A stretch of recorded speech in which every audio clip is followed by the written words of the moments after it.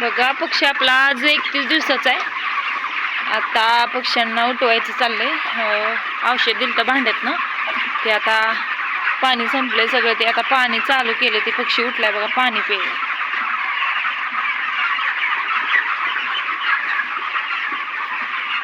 पक्षी आपला कसा आहे ते पण सांगा. पक्ष्याला औषध दिलं की वाल बंद करून ठेवावा लागतो. कारण की जे आपण जे औषध देणार आहे त्याचा प्रॉपर असा डोस बसत नाही. वाल चालू ठेवला की प्रॉपर असा त्याला डोस बसत नाही. त्याच्यामुळं वाल हा बंद करावाच लागतो. पाणी औषधाचं पाणी सगळं त्यांनी पिलं तर प्रॉपर असा त्यांना डोस बसतो. त्यासाठी वाल बंद करूनच जावं लागतं.